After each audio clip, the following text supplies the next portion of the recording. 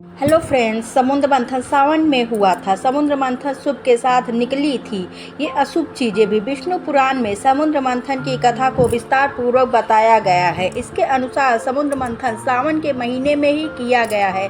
समुद्र मंथन की कहानी और समुद्र मंथन से निकले अमृत कलश के बारे में कई लोग जानते हैं, लेकिन क्या आप जानते हैं कि समुद्र मंथन से निकली वो कौन सी चीज़ थी जिन्हें मानव, देवता और सृष्टि के लिए उपयोगी नहीं माना जाता है। समुद्र मंथन की कहानी को लेकर कहा जाता है कि एक बार महर्षि दुर्वासा के श्राप के कारण स्वर्ग श्रीहीन यानी धन, वैभव और ऐश्वर्य से विहीन हो गया था। तब विष्णु जी ने देवताओं को असुरों के साथ मिलकर समुद्र मंथन का उपाय बताया। विष्णु जी ने कहा कि समुद्र मंथन से जो अमृत कलश प्राप्त होगा उससे आप सभी अगर अमर हो जाएंगे। इसके बाद वासुकी नाग की नेति बनाई गई और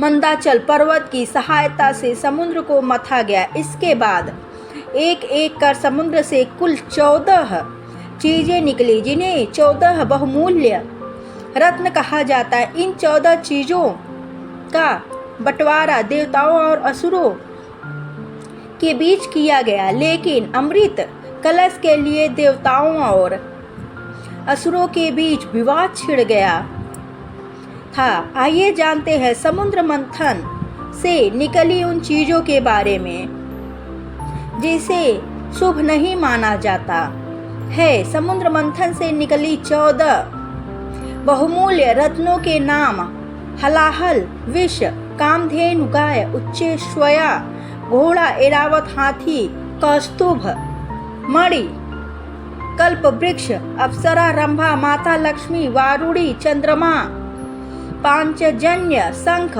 परिजात, वृक्ष, सारंग, धनुष और अमृत कलश। समुद्र मंथन से निकली अशुभ चीजें। हलाहल विष। समुद्र मंथन में सबसे पहले हलाहल विष निकला था। इस विष की ज्वाला इतनी तीव्र थी कि सभी देवता और दानव जलने लग गए। तब भगवान शिव, देवता, दानव और समस्त सृष्टि की रक्षा के लिए इसे खुद पी गए, लेकिन विष की तीव्र जलन के कारण शिव जी का कंठ नीला पड़ गया और उनके शरीर का ताप बढ़ने लगा। इसलिए शिव जी का एक नाम नीलकंठ भी पड़ा। विष की ज्वाला को कम करने के लिए सभी देवताओं और दानवों ने शिव जी को शीतल जल चढ़ाया।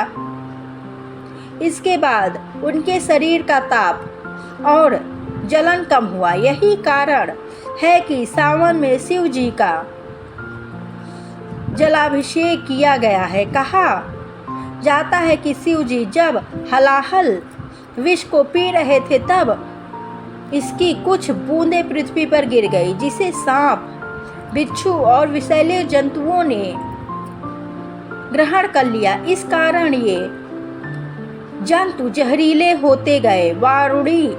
वारुणी एक खास तरह की शराब या मदिरा है जिसकी उत्पत्ति समुद्र मंथन से हुई। जल से उत्पन्न होने के कारण इसे वारुणी कहा गया। देवता सुरापान करते थे और दानव मदिरा। इसलिए विष्णु जी के आदेश पर यह दानवों को प्राप्त हुई। इसे लेकर यह भी कहा जाता है कि कदम्ब के फलों से बनाई जाने वाली इस मदिरा को वारुणी कहा जाता है। वही चरक संहिता में वारुणी को मदिरा एक ऐसा प्रकार बताया गया है जिसका औषधि के रूप में प्रयोग किया जाता है। उल्लेखनीय है कि समुद्र मंथन से निकलने हलाहल विष और वारुणी को अशुभ तो नहीं कहा जाता सकता, लेकिन मानव, देवता और समस्त सृष्टि के लिए इसे उपयोगी नहीं माना गया। इसलिए सृष्टि की रक्षा के लिए शिव जी ने स्वयं हलाहल विष ग्रहण कर लिया और वाणुरी यानी